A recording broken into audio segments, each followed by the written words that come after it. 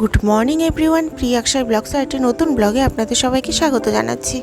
আমি প্রিয়াঙ্কা, আশা করছি আপনারা সবাই ভালো আছেন, আমরাও ভালো আছি। কাল রাত্রিবেলা শরীর আবার খুব খারাপ করেছিল, খুব বলতে প্রচণ্ড খারাপ করেছিল। কাল দুপুরে লাঞ্চের পর শুয়েছিলাম ঠিকই, কিন্তু না ঘুম হয়নি। অনেক হিবিজিবি, অনেক মাথার মধ্যে টেনশন কাজ করছিল, একটু সমস্যা হয়ে গেছিলো, আর প্রচণ্ড মাথা যন্ত্রণা করছিল। খুব সম্ভবত ঠান্ডা গরম লেগে গেছে, সে কারণেই হতে পারে, বা অত্যাধিক টেনশন করার জন্যও হতে পারে।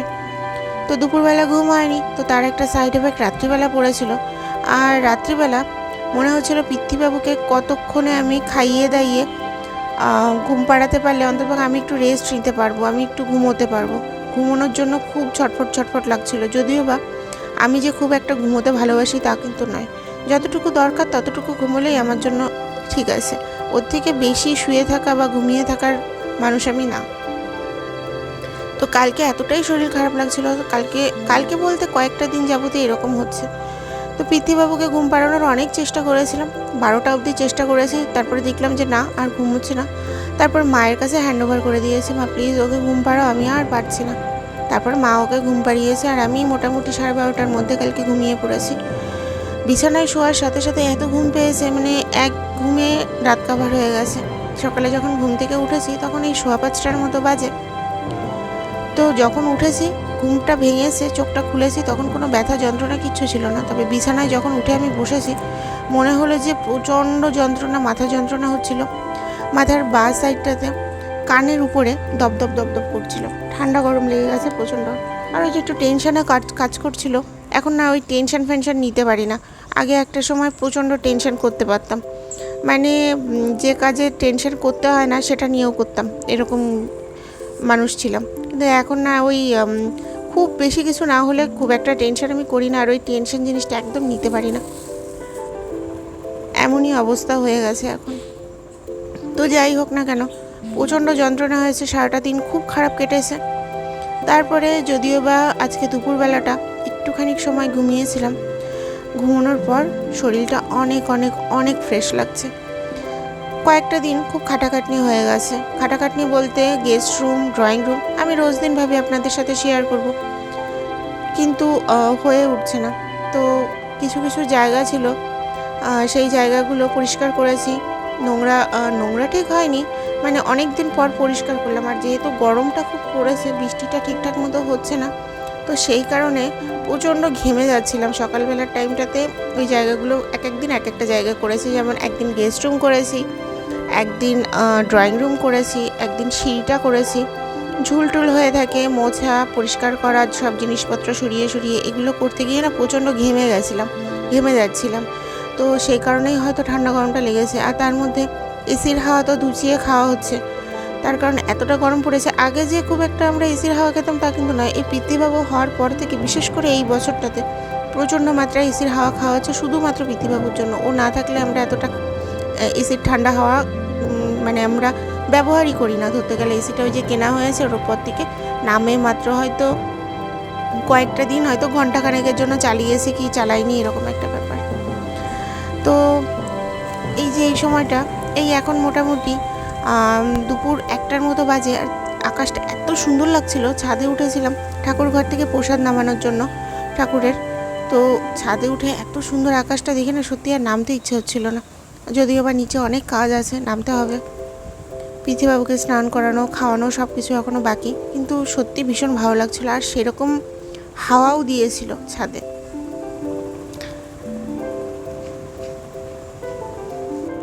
আর এই যে এটা আমাদের আজকে দুপুরবেলার লাঞ্চ ছিল। কালকে ইলিশ মাছ রান্না করেছিল, কালকে শরীর এত খারাপ ছিল না, আমি খেতে পারিনি ঠিকঠাক মতো।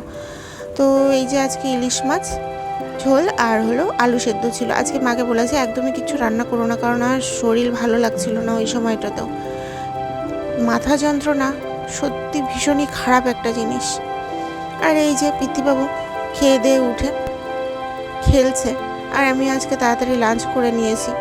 তো এই যে খেলছে, যতক্ষণ না পর্যন্ত ক্লান্ত হবে বা ওকে জোর করে ঠেসে নিয়ে ঘুম পাড়ানো যাবে, ততক্ষণ পর্যন্ত এই চলবে। আর পৃথ্বীবাবুর ভালো সুন্দর একটা খেলা হয়েছে, যে খাটের উপর যখন ও বসে থাকে, ওর হাতে যদি কিছু থাকে সব কিছু নিচে ফেলে দিচ্ছে। মানে ও ওকে হয়তো খেলনাপাতি দিয়ে আমি যে খেলো তুমি, আমি আসছি, মা থাকে ওর সাথে বসে। তো আমি যখন ঘুরে আসতে আসতে মানে কাজটা কমপ্লিট করে ঘরে আসতে আসতে দেখি যে খেলনাপত্র সব নিচে পড়ে থাকে, শুধুমাত্র খাটের উপরে কিচ্ছু থাকে না, সব নিচে ফেলে দেয়, শুধুমাত্র মা বসে থাকে।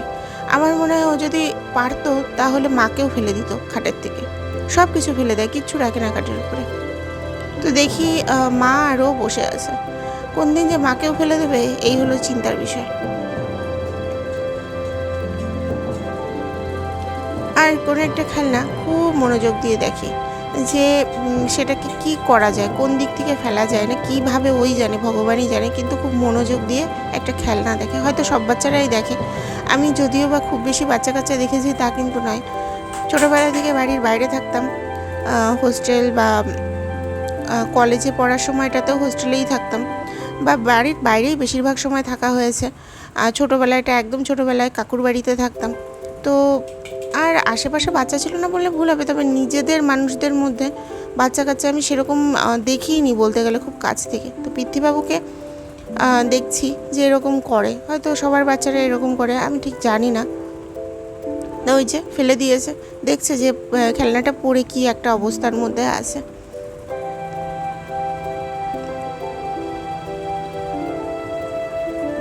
এখন এই বলটাকেও ফেলবে। আর যাই হোক, আজকে তাহলে এ পর্যন্তই রাখছি। আমার এই চ্যানেলটিকে আপনারা অবশ্যই সাবস্ক্রাইব করবেন, আর ভিডিওটি ভালো লেগে থাকলে অবশ্যই লাইক করে দেবেন। সবাই ভালো থাকবেন, সুস্থ থাকবেন, আবার কথা হবে একটি নতুন ব্লগে। ততক্ষণের জন্য টাটা। আর আজকে না খুব সুন্দর বৃষ্টি হয়েছে, খুব যে বেশি বৃষ্টি হয়েছে তা কিন্তু নয়, যে মুষলধারে যে বৃষ্টির ব্যাপারটা ছিল সেটা কিন্তু হয়নি, কিন্তু যতটুকু বৃষ্টি হয়েছে ততটুকু অন্ততপক্ষে যে গরমটা ছিল, ভ্যাপসা গরমটা, সেই গরমটা কেটে গেছে। আর আজকে একটা জিনিস সবথেকে প্লাস পয়েন্ট কি, এসিটা চালাতে হয়নি। ওর হাওয়া না সত্যি সহ্য করতে পারি না, শুধুমাত্র পৃথ্বীবাবুর জন্য না চালিয়ে পারি না। যাই হোক, গরমটা গেলেই বাঁচি।